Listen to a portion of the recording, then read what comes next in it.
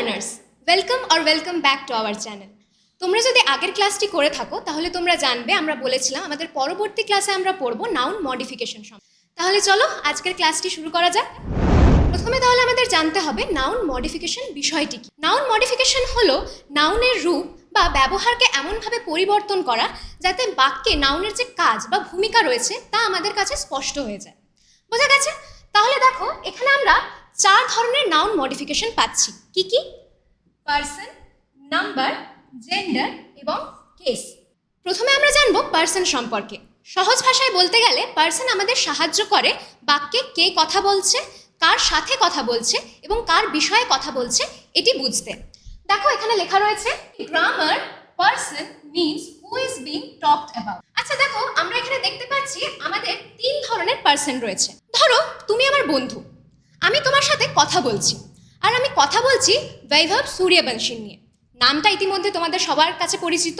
এই যে আমি তোমার সাথে কথা বলছি, আমি হলাম এখানে ফার্স্ট পার্সন। তুমি আমার কথাটা শুনছো, এখানে তুমি হলে সেকেন্ড পার্সন। এবং আমরা বৈভব সূর্যবংশী নিয়ে কথা বলছি, তাই তো? এখানে সে হলো থার্ড পার্সন। এখানে এটাই বলা রয়েছে, দেখো ফার্স্ট পার্সন অর্থাৎ বাক্যে যে স্পিকার, যে কথা বলছে। সেকেন্ড পার্সন অর্থাৎ the one being spoken to, অর্থাৎ বাক্যে যার সাথে কথা বলা হচ্ছে। এবং third person the one being spoken about, অর্থাৎ আমরা যার সম্পর্কে কথা বলছি। আচ্ছা তোমরা এখানে দেখো ফার্স্ট পার্সনে কে কে রয়েছে? আই এবং উই। সেকেন্ড পার্সনে রয়েছে ইউ এবং থার্ড পার্সনে হি, শি, দে, জ্যাক। আচ্ছা প্রথম দুটি ক্ষেত্রে দেখো এগুলো হলো প্রোনাউন। আই এবং উই হচ্ছে প্রোনাউন, ইউ হচ্ছে প্রোনাউন, এখানে হি, সি, দে হচ্ছে প্রোনাউন, আবার জ্যাক হচ্ছে একটি প্রপার নাউন। প্রথম দুটি ক্ষেত্রে যেখানে ফার্স্ট এবং সেকেন্ড পার্সন, এই দুটি বাদ দিয়ে পৃথিবীতে যা সমস্ত প্রোনাউন বা নাউন রয়েছে সকলেই কিন্তু আসবে থার্ড পার্সনের আওতায়। বুঝে গেছে? তাহলে এই ছিল আমাদের পার্সন। এরপর আমাদের পরবর্তী টপিক হচ্ছে নাম্বার। তাহলে আমাদের বুঝতে হবে যে নাম্বার বিষয়টি কি। চলো বুঝে নেওয়া যাক। দেখো এখানে লেখা রয়েছে grammar number tells us if there's just one person or thing or more than one in a sentence. অর্থাৎ নাম্বার আমাদের বোঝাতে সাহায্য করে যে বাক্যে আমরা একজন ব্যক্তি কিংবা একটি বস্তু নিয়ে কথা বলছি নাকি একাধিক ব্যক্তি অথবা একাধিক বস্তু নিয়ে কথা বলছি, সেটি আমাদেরকে বুঝতে সাহায্য করে নাম্বার। তাহলে দেখো এই বেসিসে আমরা নাম্বারের দুটি প্রকারভেদ পাচ্ছি। কি? সিঙ্গুলার নাম্বার এবং প্লুরাল নাম্বার। সিঙ্গুলার নাম্বার কি? মানে আমরা যখন বাক্যে একজন ব্যক্তি অথবা বস্তু নিয়ে কথা বলছি তখন সেটি হলো সিঙ্গুলার নাম্বার। আর প্লুরাল নাম্বার মানে কি? যখন আমরা বাক্যে একাধিক ব্যক্তি অথবা বস্তু নিয়ে কথা বলছি তখন তা হচ্ছে প্লুরাল নাম্বার। যেমন দেখো বয়, গার্ল, বক্স, এখানে একটি মেয়ে, একটি ছেলে এবং একটি বক্সের কথা বলা হয়েছে। আর এখানে দেখো বয়েজ, গার্লস, বক্সেস, এখানে একাধিক ছেলে, মেয়ে এবং বক্সেসের কথা বলা হয়েছে। আচ্ছা তোমরা খেয়াল করো আমরা আগের ক্লাসে কি পড়েছিলাম? কাউন্টেবল নাউন এবং আনকাউন্টেবল নাউন সম্পর্কে, তাই তো? চলো ওখানে একটু ফিরে তাকানো যাক। দেখো কাউন্টেবল নাউন এবং আনকাউন্টেবল নাউন এটা আমরা আগের ক্লাসেই পড়েছিলাম। আমি তোমাদের এখানে একটি বিষয় বলে রাখি, কাউন্টেবল নাউন আমরা কেবলমাত্র কাউন্টেবল নাউনেরই কিন্তু সিঙ্গুলার এবং প্লুরাল ফর্ম গঠন করতে পারি। আনকাউন্টেবল নাউনের ক্ষেত্রে কিন্তু আমরা সেটি পারি না। এবার কাউন্টেবল আর আনকাউন্টেবল বোঝার আরেকটি সহজ উপায় হচ্ছে আমরা যে সকল নাউনের ক্ষেত্রে হাউ মেনি এই সেন্সটি প্রয়োগ করতে পারি সেই সকল নাউনগুলি হচ্ছে কাউন্টেবল নাউন। এখানে যেমন দেখো আমরা বলতে পারি how many water bottles or how many dresses, এখানে আমরা হাউ মেনি এই সেন্সটি প্রয়োগ করতে পারছি। তাহলে এইগুলি হলো কাউন্টেবল নাউন্স। কিন্তু আমরা দেখো এখানে বলতে পারি না যে how many music, how many kindness or how many water. আমাদেরকে এখানে অন্য সেন্স প্রয়োগ করতে হবে। কি সেন্স? How much. আমাদেরকে এখানে হাউ মাচের সেন্সটি প্রয়োগ করতে হবে। তাই এগুলি হচ্ছে আনকাউন্টেবল নাউন্স, যেখানে আমরা হাউ মেনি অর্থাৎ যেই নাউনগুলিকে আমরা সংখ্যা দিয়ে কাউন্ট করতে পারি না, আমাদেরকে সেখানে অ্যামাউন্ট এই সেন্সটি প্রয়োগ করতে হয়, আমাদেরকে মাত্রা দিয়ে বোঝাতে হয়, আমরা সংখ্যা দিয়ে বোঝাতে পারি না। সেইগুলি হচ্ছে আনকাউন্টেবল নাউন। আচ্ছা খেয়াল করো আমরা আগের দিন এইগুলিও পড়েছিলাম না, proper noun, common noun, collective noun. আচ্ছা চলো ওখানেও একটু ফিরে তাকানো যায়। প্রপার নাউন অর্থাৎ যেখানে একটি নির্দিষ্ট ব্যক্তি, বস্তু বা স্থানকে বোঝানো হয়। আচ্ছা তোমরা আমাকে বলো তো প্রপার নাউন কি কাউন্টেবল নাউন? মানে আমরা কি কাউন্ট করতে পারি প্রপার নাউনকে? তোমরা অনেকেই বলবে হ্যাঁ কাউন্ট তো করতে পারবো, কিন্তু না। দেখো এখানে যেমন রয়েছে একটি নির্দিষ্ট ব্যক্তির নাম। আচ্ছা ধরো একটা জায়গায় অনেকজন এরকম ব্যক্তি আছে যাদের নাম পিটার, তখনও কিন্তু আমরা এটি বলতে পারবো না যে পিটার্স। আমরা এটা বলতে পারি there are many boys named Peter, but আমরা পিটার্স বলতে পারি না। একই রকমভাবে টোকিও একটি নির্দিষ্ট স্থানের নাম, আমরা কিন্তু টোকিওস বলতে পারি না। এরপর তোমাদের মনে কোয়েশ্চেন আসতেই পারে যে দি অ্যাভেঞ্জার্স, এখানে তো এটা দেখতে প্লুরাল মনে হচ্ছে, কিন্তু না, দেখো অ্যাভেঞ্জার্স এটাতে আমরা একটি নির্দিষ্ট গোষ্ঠীকে বোঝাচ্ছি। ইভেন দো ওই গোষ্ঠীর মধ্যে মেম্বার অনেকজন রয়েছে, কিন্তু ওই গোষ্ঠীর নিজস্ব একটি ইউনিক এবং স্পেসিফিক নাম রয়েছে, তাই এটি হলো প্রপার নাউন। এরপর আমরা দেখলাম যে প্রপার নাউনের আমরা সিঙ্গুলার প্লুরাল এটা গঠন করতে পারি না, অর্থাৎ এগুলি কাউন্টেবল নাউন নয়। এরপর আমাদের আছে কমন নাউন। আমরা কি কমন নাউনকে কাউন্টেবল নাউন বলতে পারি? দেখা যাক, এখানে যেমন রয়েছে গার্ল, আমরা দেখো গার্ল থেকে গার্লস বলতে পারি। এরপর আছে কান্ট্রি, আমরা কান্ট্রি থেকে কান্ট্রিজ বলতে পারি। আমরা অ্যানিমালস বলতে পারি, আমরা রিভার্স বলতে পারি। অর্থাৎ আমরা বুঝতে পারলাম যে কমন নাউন কিন্তু কাউন্টেবল নাউনের আওতায় পড়ছে।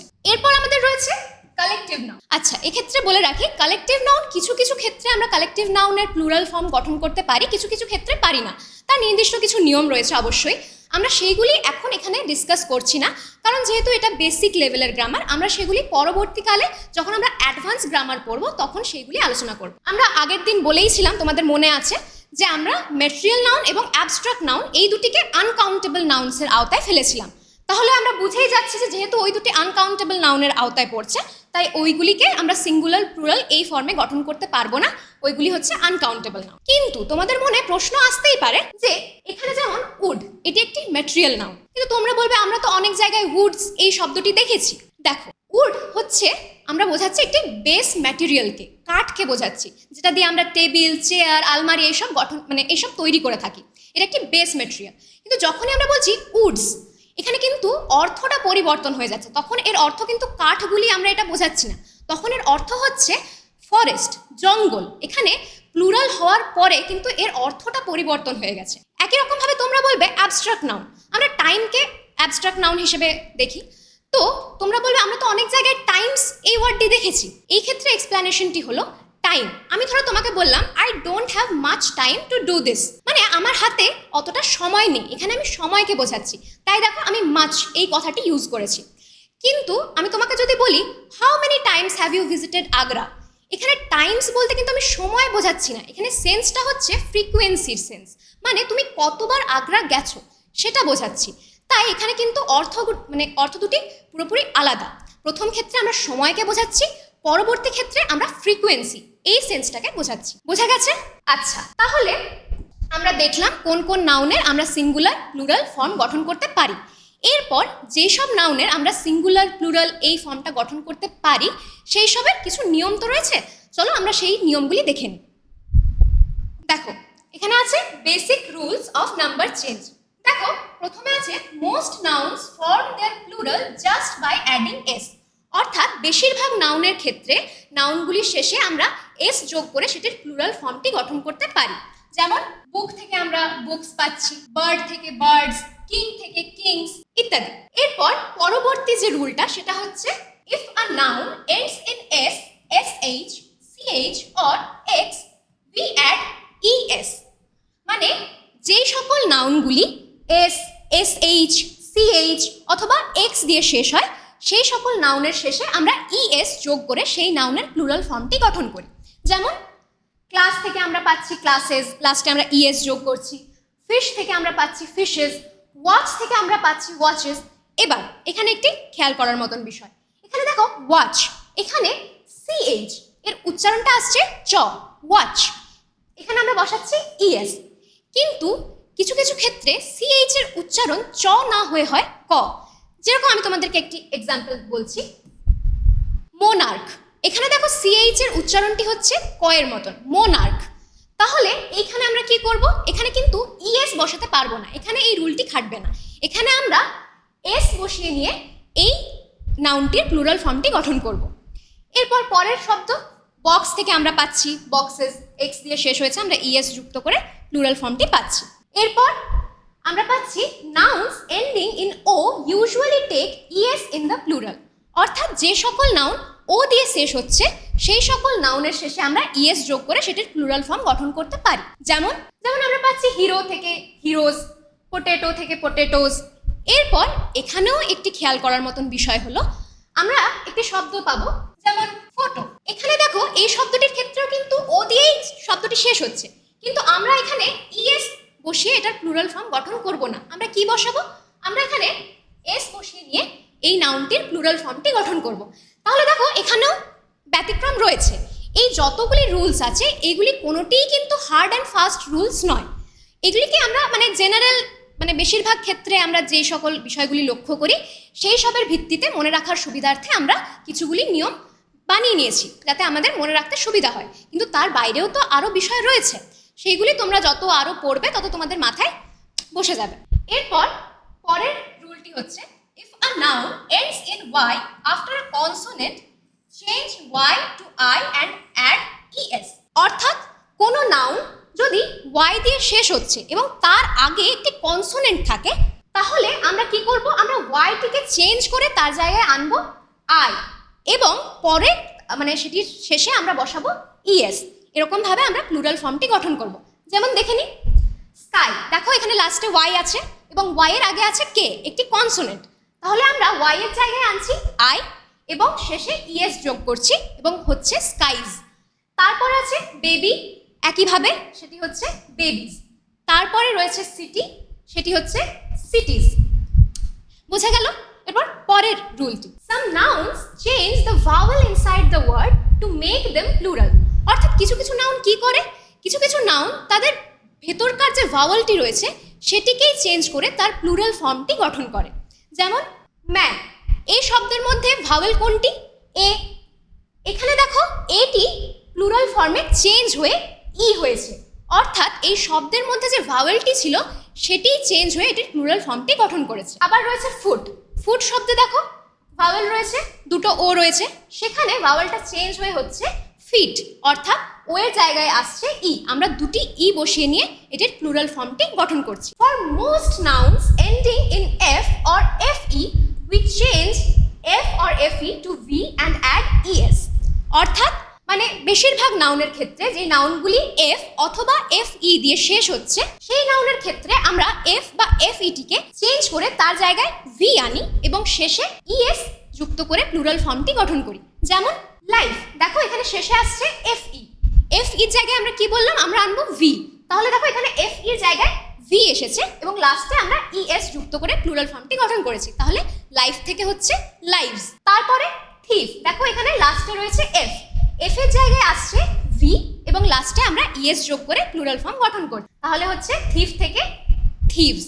আচ্ছা, আরেকটি বিষয় আমি এখানে অ্যাড করে দিই। আমি তোমাদের বোঝাচ্ছিলাম যে যেখানে এই রুলটি বোঝানোর সময় আমি বললাম তোমাদেরকে, যেখানে লাস্টে ওয়াই থাকবে এবং তার আগে একটি কনসোনেন্ট থাকবে সেখানে আমরা ওয়াইটির জায়গায় আই বসাবো এবং লাস্টে ইএস যোগ করে নিয়ে প্লুরাল ফর্ম গঠন করব।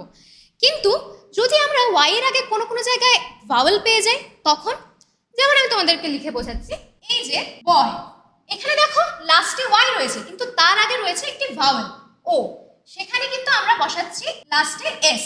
আমরা তখন পাচ্ছি বয় থেকে বয়েজ প্লুরাল। আরও আছে যেমন টয়। টয়ের ক্ষেত্রে দেখো এখানে আগে একটি ভাওয়েল রয়েছে ওয়াই এর আগে, সেখানেও আমরা পাচ্ছি টয়েজ, অর্থাৎ লাস্টে এস যোগ করে আমরা প্লুরাল ফর্মগুলি গঠন করছি। বোঝা গেছে? এটি তোমরা খেয়াল রাখবে। তাহলে এইগুলি ছিল আমাদের কিছু বেসিক রুলস নাম্বার চেঞ্জ করার জন্য। মনে রাখবে এর বাইরেও কিন্তু আরও অনেক রুলস রয়েছে যেগুলি আমরা এখন আলোচনা করছি না। আমি তোমাদের বললাম যে আমরা যখন অ্যাডভান্স গ্রামার পড়বো তখন আমরা সেইগুলি আলোচনা করব। তার জন্য স্টে উইথ আস, এবং যদি এখনও তোমরা চ্যানেলটিকে সাবস্ক্রাইব না করে থাকো, ডু সাবস্ক্রাইব দ্য চ্যানেল। এবং যদি তোমাদের ভিডিওগুলি ভালো লাগছে, তোমাদের মনে হচ্ছে ভিডিওগুলি তোমাদের ক্ষেত্রে হেল্পফুল, তাহলে অবশ্যই ভিডিওটিকে লাইক করো এবং যে কোনো রকমের সমস্যা যদি হয় তাহলে তোমরা সেটি কমেন্ট সেকশনে জানাতে পারো। তাহলে চলো আমরা চলে যাই আমাদের পরবর্তী টপিকে। আমাদের পরবর্তী টপিক হচ্ছে জেন্ডার। জেন্ডার আমাদের এটি বুঝতে সাহায্য করে যে বাক্যে যে নাউন বা প্রোনাউনটি রয়েছে সেটি মেল নাকি ফিমেল নাকি কোনোটিই নয়, সেটি আমরা জেন্ডারের মাধ্যমে বুঝতে পারি। আচ্ছা, এখানে আরেকটি বিষয় আমি তোমাদেরকে বলে দিই, যেখানে যেখানে আমি নাউন উল্লেখ করব সেখানে সেখানে তোমরা বুঝে যাবে এই রুলগুলি বা এই বিষয়টি প্রোনাউনের ক্ষেত্রেও অ্যাপ্লিকেবল। প্রোনাউন বলতে আমরা কি বুঝি?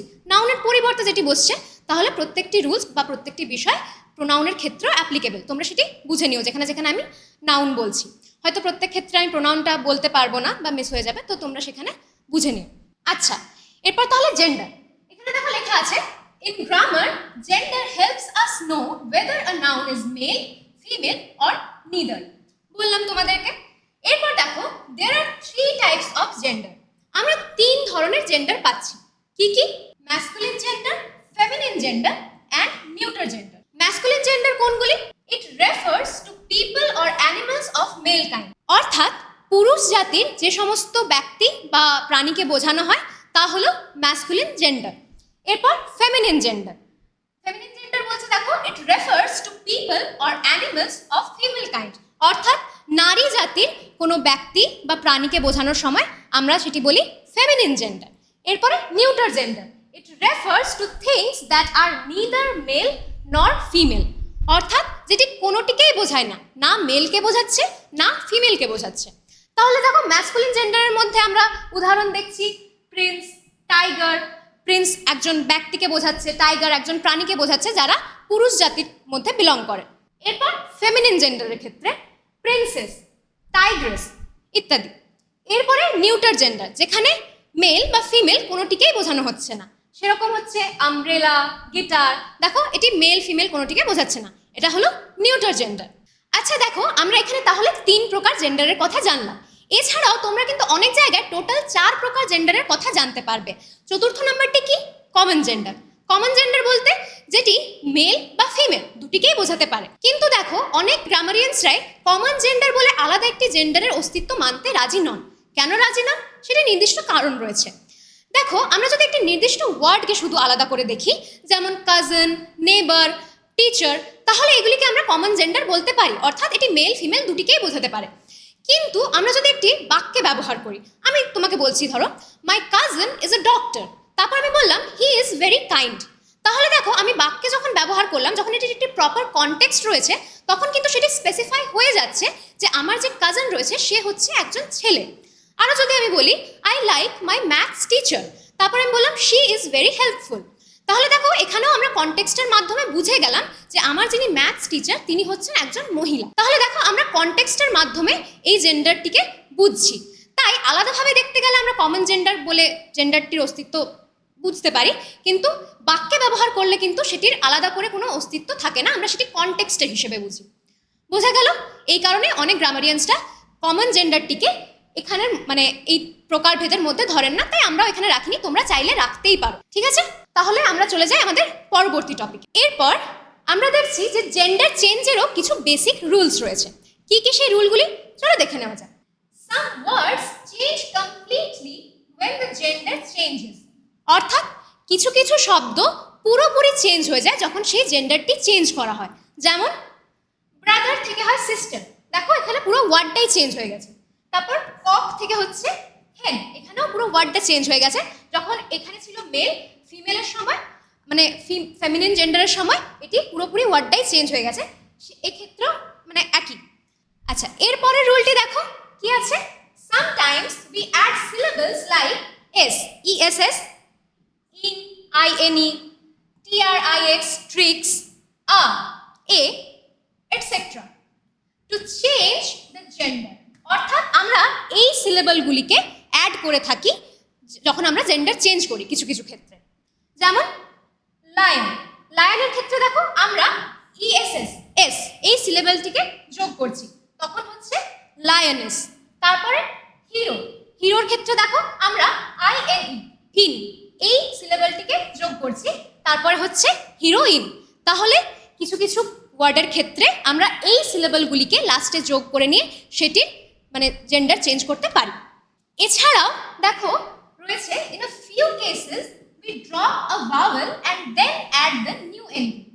তাহলে কিছু কিছু ক্ষেত্রে আমরা দেখছি যে আমরা লাস্ট সিলেবলে যে ভাওয়েলটি রয়েছে, আচ্ছা তোমরা যদি সিলেবল বিষয়টি না বুঝতে পারো তাহলে তোমরা আমাদের আগের ক্লাসটি চেক করতে পারো, ওখানে আমরা সিলেবল বিষয়টি সম্পূর্ণভাবে ডিটেলসে বুঝিয়েছি, তোমরা সেখান থেকে দেখে নিতে পারো যদি তোমাদের কোনো রকম সমস্যা হচ্ছে। তাহলে আমি বলছিলাম যে লাস্টে যে সিলেবলটি থাকে কিছু কিছু ওয়ার্ডে, সেই সিলেবলের যে ভাওয়েলটা আমরা সেই ভাওয়েলটিকে সরিয়ে দিয়ে একটি নতুন এন্ডিং যোগ করি, একটি নতুন সিলেবল যোগ করে সেই নাউনের জেন্ডার চেঞ্জ করি। যেমন টাইগার, এখানে লাস্ট সিলেবল কোনটা? টাইগার, গার, এখানে ভাওয়েল কোনটি রয়েছে? ই। দেখো আমরা এই ই ভাওয়েলটিকে সরিয়ে দিচ্ছি, আমরা তার জায়গায় আনছি ইএসএস, এস এই সিলেবল, একটি নতুন সিলেবল যোগ করছি আমরা, তখন আমরা পাচ্ছি টাইগ্রেস। এরপর পরেরটি অ্যাক্টর, এখানে অ্যাক্টর, এখানে লাস্ট সিলেবলটা কি টার, এখানে ও যে ভাওয়েলটি রয়েছে সেটিকে আমরা সরিয়ে ইএসএস এস এই সিলেবলটি যোগ করছি, আমরা পাচ্ছি তখন actress.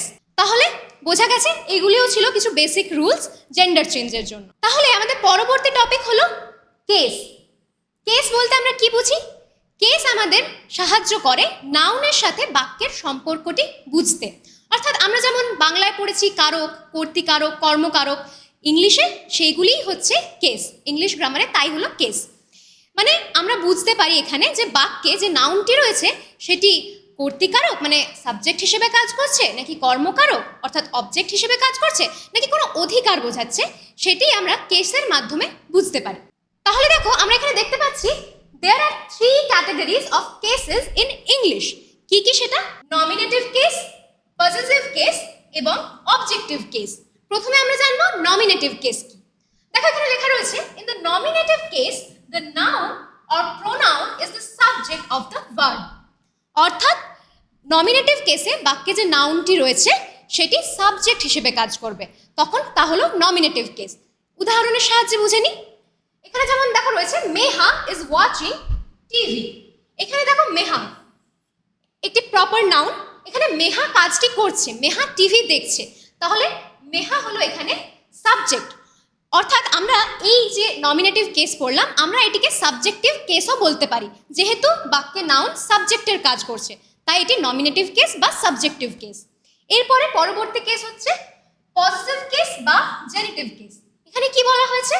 In the possessive case, a noun shows possession. It is formed by adding s after the apostrophe to the noun. তাহলে দেখো এখানে আমরা জানতে পারলাম যে আমরা নাউনের শেষে অ্যাপোস্ট্রফি এস বসিয়ে অর্থাৎ যেটি র বা এর এই সেন্সটি আনে সেটি আমরা বসিয়ে নিয়ে বুঝতে পারি একটি অধিকার বোধ বা ওনারশিপ, এই আইডিয়াটা আমরা পাই। যেমন এখানে উদাহরণ রয়েছে I am wiring my moms sari. অর্থাৎ দেখো এখানে মমস শাড়ি বলা হয়েছে, এই শাড়ির ওপর আমার মায়ের একটি ওনারশিপ বা অধিকার বোধ এখানে বোঝানো হয়েছে, তাই এখানে মমস এটি হলো একটি পজিটিভ কেস। এবার দেখো এখানে আরেকটি নাম রয়েছে যেটি হলো জেনিটিভ কেস। জেনিটিভ কেস অর্থাৎ দেখো আমরা সব ক্ষেত্রে পজিটিভ মানে এই আইডিয়াটা প্রয়োগ করতে পারি না, আমরা অধিকার এই আইডিয়াটা সব ক্ষেত্রে প্রয়োগ করতে পারি না। যেমন আমরা এটা বলতেই পারি যে রামস বুক, আমরা তখন বইয়ের ওপর রামের অধিকার বোধটা বোঝাচ্ছি, কিন্তু আমি যদি বলি রামস ফিভার, তখন আমরা কি ফিভারের ওপর অধিকার বোধটা মানে এই সেন্সটা প্রয়োগ করতে পারছি কি? পারছি না। তাহলে এই সকল ক্ষেত্রে আমরা বলবো জেনিটিভ কেস, যে সকল ক্ষেত্রে অধিকার বোধের সেন্সটা আমরা প্রয়োগ করতে পারছি না, তাই এর নাম হচ্ছে পজিটিভ কেস বা জেনিটিভ কেস। এরপর আমাদের রয়েছে অবজেক্টিভ কেস। অবজেক্টিভ কেস কি? In the objective case the noun or pronoun is the object of the verb. তাহলে অবজেক্টিভ কেসে নাউন বাক্যে অবজেক্ট হিসেবে কাজ করে। যেমন I love sunflowers, এখানে I হচ্ছে কিন্তু নমিনেটিভ কেস, কিন্তু দেখো সানফ্লাওয়ার্স, সানফ্লাওয়ার্স হচ্ছে এই বাক্যের অবজেক্ট, ভার্বের অবজেক্ট, তাই এই যে সানফ্লাওয়ার্স এটি হচ্ছে এখানে অবজেক্টিভ কেস। সানফ্লাওয়ার্স একটি নাউন, তাই এখানে এটি হলো অবজেক্টিভ কেস। বোঝা গেছে? এরপরে আরো কিছু বিষয় লক্ষ্য করা আছে। দেখো আমরা পড়লাম নমিনেটিভ কেস, এরপরে তারই সম্পর্কিত একটি বিষয় হলো দ্য নমিনেটিভ অফ অ্যাড্রেস অথবা ভোকেটিভ কেস।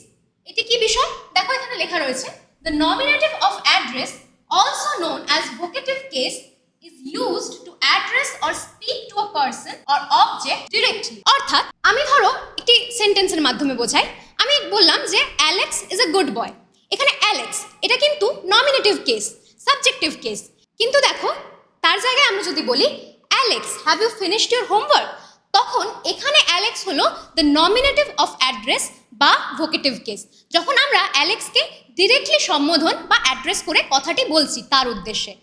তাহলে আমরা বুঝতে পারলাম যে যখন আমরা কোনো ব্যক্তি বা বস্তুর উদ্দেশ্যে মানে তাকে ডিরেক্টলি সম্বোধন বা অ্যাড্রেস করব, তখন সেই কেসটি হচ্ছে দ্য নমিনেটিভ অফ অ্যাড্রেস বা ভোকেটিভ কেস। আচ্ছা দেখো এখানে বলা রয়েছে the objective case can be further divided into 2 categories. তাহলে আমরা দেখছি অবজেক্টিভ কেসেরও আবার দুটি ক্যাটাগরি রয়েছে। এই ক্যাটাগরি দুটি পড়ার আগে চলো আমরা এক্সাম্পলগুলির দিকে তাকাই। দেখো এখানে এক্সাম্পলটি রয়েছে grandma told me a story. এরপর দেখো তো এই সেন্টেন্সে আমরা যদি জিজ্ঞেস করি যে গ্র্যান্ডমা অর্থাৎ দিদিমা কি বলছে, তাহলে আমরা একটি উত্তর পাচ্ছি গল্প বলছে। আবার আমি যদি কোয়েশ্চেন করি কাকে বলছে না আমাকে বলছে, আমরা জানি যে আমরা কি মানে ভার্বকে কি বা কাকে দিয়ে যদি প্রশ্ন করি তাহলে আমরা যে উত্তরটি পাই সেটি হচ্ছে বাক্যের অবজেক্ট, ভার্বের অবজেক্ট। কিন্তু এখানে দেখো আমরা কি দিয়ে প্রশ্ন করলে একটি অবজেক্ট পাচ্ছি, আবার কাকে দিয়ে প্রশ্ন করলে আরেকটি অবজেক্ট পাচ্ছি। তাহলে আমরা এখানে দেখছি যে ভার্বের দুটি অবজেক্ট রয়েছে। এবার যদি দুটি অবজেক্ট রয়েছে তাহলে নিশ্চয়ই দুটি অবজেক্টের ভিন্ন ভিন্ন দুটি নাম রয়েছে। তাহলে দেখো আমরা যখন ভার্বকে কি দিয়ে প্রশ্ন করছি তখন আমরা যে অবজেক্টটি পাচ্ছি, অর্থাৎ আমরা এখানে পাচ্ছি স্টোরি। কি বলছে? স্টোরি বলছে। সেই অবজেক্টটি হলো ডিরেক্ট অবজেক্ট। আবার আমরা ভার্বকে যখন কাকে দিয়ে প্রশ্ন করছি যে কাকে বলছে, তখন আমরা যে অবজেক্ট পাচ্ছি, অর্থাৎ এখানে যেমন আমরা পাচ্ছি মি, আমাকে বলছে, সেই অবজেক্টটি হলো ইনডিরেক্ট অবজেক্ট। এখানে একটি লক্ষ্য করার মতন বিষয় হলো direct objects usually refer to things while indirect objects typically refer people or animals। অর্থাৎ ডিরেক্ট অবজেক্ট সাধারণত কোনো বস্তুকে বোঝায় আর ইনডিরেক্ট অবজেক্ট সাধারণত কোনো প্রাণী বা ব্যক্তিকে বোঝানোর সময় ইউজ হয়। তাহলে দেখো এখানে লেখা রয়েছে প্রথম কেসটা হচ্ছে অ্যাকিউজেটিভ কেস। অবজেক্টিভ কেসের প্রথম ক্যাটাগরি হচ্ছে অ্যাকিউজেটিভ কেস। এখানে আছে in accusative case the noun or pronoun is the direct object of the action. তাহলে আমরা জানলাম যে ডিরেক্ট অবজেক্ট কোনটি। এখানে যেমন ডিরেক্ট অবজেক্ট হচ্ছে স্টোরি। কি বলছে? স্টোরি বলছে। তাহলে এখানে স্টোরি হলো অ্যাকিউজেটিভ কেস। এরপরে দেখো পরেরটি হচ্ছে ডেটিভ কেস। কি লেখা রয়েছে? In dative case the noun or pronoun is the indirect object of the action. তাহলে আমরা ইনডিরেক্ট অবজেক্টটাও জানলাম। দেখো এখানে ইনডিরেক্ট অবজেক্ট হচ্ছে মি, আমাকে বলছে স্টোরিটা। তাহলে এখানে মি হলো ডেটিভ কেস। এই অ্যাকশনের ডেটিভ কেস হচ্ছে মি। আশা করি তোমাদের এই জায়গাটি পুরো ক্লিয়ার হয়ে গেছে। কোনো রকম কোনো সমস্যা থাকলে আমি বললামই, তোমরা কমেন্ট সেকশনে জানাতে পারো। তাহলে আমাদের আজকের ক্লাস এখানেই শেষ। আমরা পরবর্তী ক্লাসে আলোচনা করব প্রোনাউন নিয়ে। চলো তাহলে দেখা হচ্ছে পরের ভিডিওতে। Tata, see you soon and happy learning.